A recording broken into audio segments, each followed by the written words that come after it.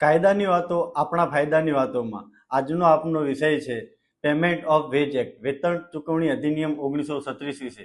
નમસ્કાર, હું છું એડવોકેટ નરહરદાન ગઢવી. આજે આપણે વાત કરીશું પેમેન્ટ ઓફ વેજ એક્ટ 1936. તો પગાર ચૂકવણી અધિનિયમ 1936 કોને કોને લાગુ પડે છે? તો પગાર ચૂકવણી અધિનિયમ 1936 તમામ કારખાનાઓ તેમજ રેલવે સંસ્થાઓ, હવાઈ સેવાઓ, મોટર સેવાઓ, રોડ કે રસ્તાના બાંધકામમાં રોકાયેલ કોઈ પણ સંસ્થાઓ, વીજળી ઉત્પાદન કરતી કોઈ પણ સંસ્થા કે વહેંચણી કરતી કોઈ પણ સંસ્થા, આવી તમામ જેને વખતો વખત રાજ્ય સરકાર અને કેન્દ્ર સરકારે નક્કી કરેલી તમામ સંસ્થાઓનો સમાવેશ પગાર ચૂકવણી અધિનિયમ 1936માં થાય છે. વેતનમાં શેનો સમાવેશ થાય છે? તો વેતનની અંદર નોકરી માટેની ફર્સ્ટ કે ગર્ભિત શરતોની આધારે આપવાના થતા રકમોનો સમાવેશ થાય છે.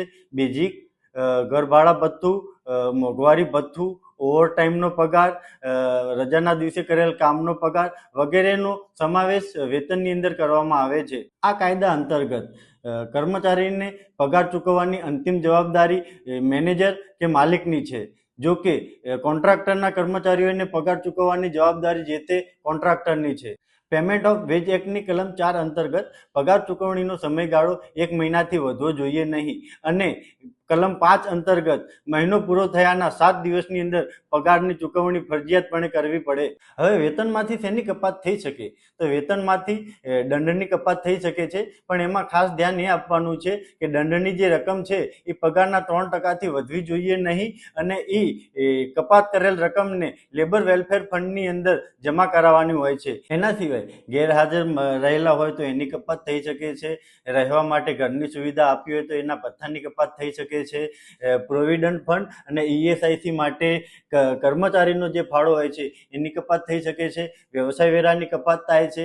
ઇન્કમ ટેક્સની કપાત થાય છે. એડવાન્સ પેટે આપેલ રકમની કપાત થઈ શકે છે અને કામદારની લેખિતમાં મંજૂરી લીધા પછી LIC અને યુનિયનના લવાજમ ભરવાની પણ કપાતો વેતનમાંથી કરી શકાય છે. આ કાયદા અંતર્ગત રાખવાના થતા પત્રકોમાં દંડનું પત્રક, નુકસાન કપાતનું પત્રક, એડવાન્સનું પત્રક, ઓવરટાઈમનું પત્રક રાખવાનું હોય છે. એ સિવાય આ કાયદાનો સાર કર્મચારી સહેલાઈથી જોઈ શકે એવી જગ્યાએ નોટિસ બોર્ડ ઉપર નમૂના નંબર 5માં રાખવાનો હોય છે અને પગારનું ધોરણ દર્શાવતું પત્રક નમૂના નંબર 6ની અંદર નોટિસ બોર્ડની અંદર પ્રદર્શિત કરવાનું હોય છે. પેમેન્ટ ઓફ વેજ એક્ટ અંતર્ગત પગાર મોડા ચૂકવેલ હોય ત્યારે કે કાયદાના નિયમની બહાર કપાત કરી હોય ત્યારે સંબંધિત કામદાર PWD ઓથોરિટી સમક્ષ અરજી આપી શકે છે અને આવી અરજી થયેલ પગારની તારીખથી 12 માસની અંદર આપવાની હોય છે. તો આવા જ અવનવા વિડીયો જોવા માટે તમે અમારી ચેનલને લાઈક કરો, સબસ્ક્રાઈબ કરો. નમસ્કાર.